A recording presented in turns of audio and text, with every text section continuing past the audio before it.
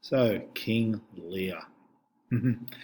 One of the more philosophical and, oddly enough, fundamentally interesting plays that Shakespeare wrote, rarely performed in Shakespeare's day, performed reasonably often in our day. You can see there Geoffrey Rush, who played Lear on a stage in Sydney quite recently.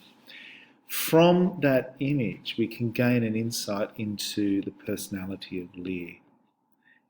We're looking at madness, age, and the slow march toward death for this character.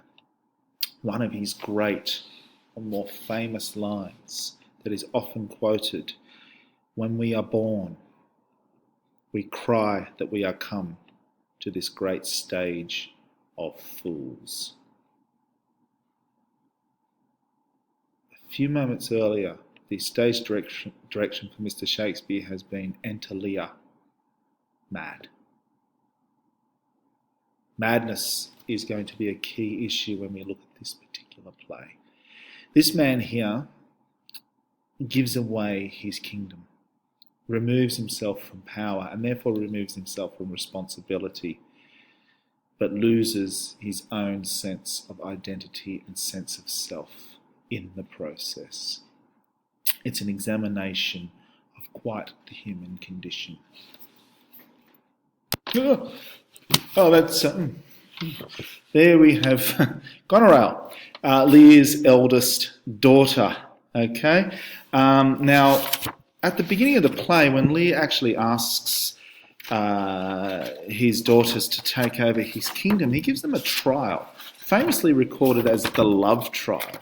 And he asks his daughters to tell him how much they love him. And it's rather a little bit over the top when you think about it. It's asking a bit too much. A parent shouldn't really force a child to do that. Goneril, as you can see there, is often seen villainous. And she is. She's a nasty bit of work. But when when Lear says, "Tell me, my daughters, since now we will divest us both of rule, interest of territory, cares of state, which of you, shall we say, doth love us most?" That we our largest bounty may extend. What nature doth with merit challenge? There's a competition here. Whoever says the best thing in this will win the most territory. It is a disgusting piece of work from our Lear at the beginning of the play, and he really needs to learn a lesson. He will. Goneril, our eldest born, speak first. Our eldest born, speak first. And she goes on with nonsense. "No less than life, with grace, health, beauty, honour, as much a child ever loved a father, or love that makes breath poor and speech unable, beyond all manner I love you." She says it, of course, in a way that is construed as false. So words and actions don't mesh. Problem number one. Now we have the second sister, Regan. She is much like her other sister, Goneril, and they form an alliance both against Lear and Gloucester. She is a participant with her sister in Gloucester's punishment, which is quite famous and is to do with the plucking out of the eyes. And we'll get to that when we get to the play. It is quite a brutal way of treating someone. However, this was a brutal world, and this was a place where if a duke was seen to be guilty of treachery, and because Gloucester is still subservient to Lear and not to Goneril and Regan, and they are in charge now that Lear has given his land away, he pays a very heavy price. More than that, though, he pays a price for his own family's misgivings. When Regan is asked to talk to the quality of her father, she says, "I am made of that same self-metal as my sister, and only I alone can facilitate in your dear highness's love. She is as false as her sister." The youngest daughter is Cordelia, often played sweet, petite, and so forth. Doesn't necessarily have to be the case. But as this genuine love trial is going on, she's standing aside and commenting basically to the audience, going, this is ridiculous. I cannot say this nonsense about my father. He's my father. And so when it comes to her, and her father actually says, Lear says, that a third more opulent than your sisters. He dotes on her. He absolutely dotes on his youngest, his baby. What can you say? Speak. And she replies quite simply, nothing, my lord. Lear's very famous line to respond to that is, nothing will come from nothing. Speak. It's very threatening. Nothing will come from the word nothing. Try again. I love your majesty according to my bond, no more, no less, my father. This breaks his heart. He dotes on her so much that he cannot see that it's actually the truest way of stacking the love between a child and a parent. And it's a beautiful moment, but he throws her out for such a discretion. He says, be as well neighboured, pitied and relieved as thou my sometime daughter.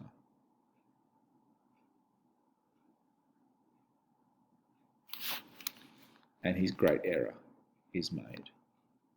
Here we have Ian McKellen as Lear on stage with his fool, played by one of the doctors from the 80s. The fool is a key character in this play and one of the great representations of morality and ethics ever committed to language and stage. The fool plays Lear's conscious self, plays Lear's sane self during Lear's madness. He calls himself Lear's shadow. He is constantly with Lear, always in his presence. The two are almost inseparable. There are moments where the fool is dragged away from Lear, and he's in pain when he's away from him. He calls Lear nuncle, N-U-N-C-L-E, an old English word of affection for an older man who is a father-type figure. So every time in the play you see marry nuncle, it means truthfully my old friend and carer. It's a very, very much a term of affection. And you can see in that image there that you always play the fool and Lear as having an affectionate concern for one another. Even though Lear berates his fool and sometimes is quite cruel to him, he does care for him. The fool tells Lear the truth, Lear's failings, Lear's falsities, Lear's mistakes. And he plays it through with some the language of playfulness and jokes, much like a satirist would in this day and age. So his work is some of the hardest to understand, but you must get the fact that he is always joking around the truth to get to the truth. And if he does that, Lear can't hold anything against him because it's satire. Okay, it's the way in which all satirists work. I'm only joking. I don't really mean it. So that's how the fool works. As you get to know the fool a bit more, you'll get to see how he works. One of his great lines, may not an ass know when the cart draws the horse. Whoop, jug, I love thee. The tail wagging the dog. He says this in front of Goneril after she takes power from Lear. So he cuts to the bone pretty often. He lives a very dangerous life. It's a very bloodied image, as you can note. I'll move myself just down here. This is Gloucester, one of Lear's oldest friends, and you can see there he's been blinded. His eyes have literally been torn from his skull by Regan's husband, Goneril applauding all the way. There is a blindness there that is, of course, literal, and we'll talk about literal and metaphorical blindness, pain and suffering as we go. Lear is there with him, comforting him. Lear at this point is indeed mad. Gloucester is blind. They've been betrayed by their children and kicked out into the cold. So there's quite a bit going on there in a philosophical sense that we need to clarify. We'll get to know him a little bit better as we go. And Gloucester has two sons. Here we have Edmund, who is considered the bastard son, and that means in terms of the fact that he's an illegitimate child.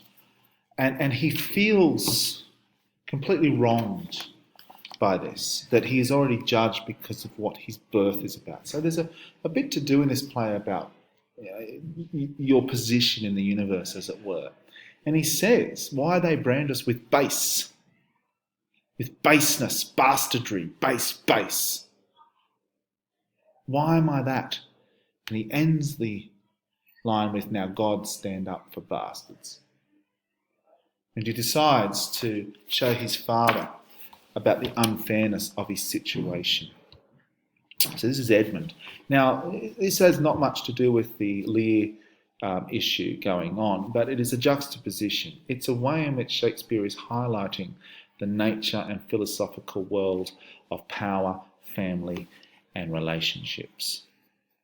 When Gloucester fails to recognise that his son Edmund is conspiring against him and conspiring against his brother Edgar, the legitimate one, he kicks Edgar out into the wild. And Edgar becomes this character, calling himself Tom of Bedlam, the mad Tom, pity poor Tom, a madman. Interestingly enough, he comes across Lear and Gloucester, and they don't recognise him. They don't recognise Tom as Edgar. But Edgar recognises his father. And so there's a tragedy going on there. There's a depth of misunderstanding that will become palpable as we study. So what's it a play about? Well, it's about power. It's about the evocation of power and the way in which power is transferred, owned, who owns it. So it's a play about the seat of power, quite literally. It's a play about madness and what madness means. There's literal and figurative storms throughout the play, so we'll look at madness. It's a play about justice. There are numerous trials through this play. In each act there is a trial of the daughters, a trial of Lear, a trial of Gloucester, Edmund and Edgar. And so there is a coming to the ethical and moral centre of the self. And finally, of course, it's a family drama. It's a play about families and the interaction of families and the role of men, women, boys, girls, and different age groups in families and how it all seems to work. Anyway, hope you enjoy this particular play as we study it. It is a fascinating work. So, King Lear.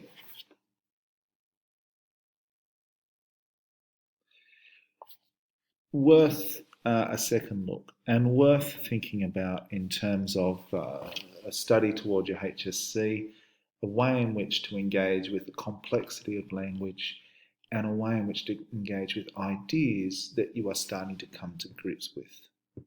I do think that you'll enjoy this play, and I think that at the end you will be able to really get an insight as to what Mr. Shakespeare was trying to do with his audience. See you soon.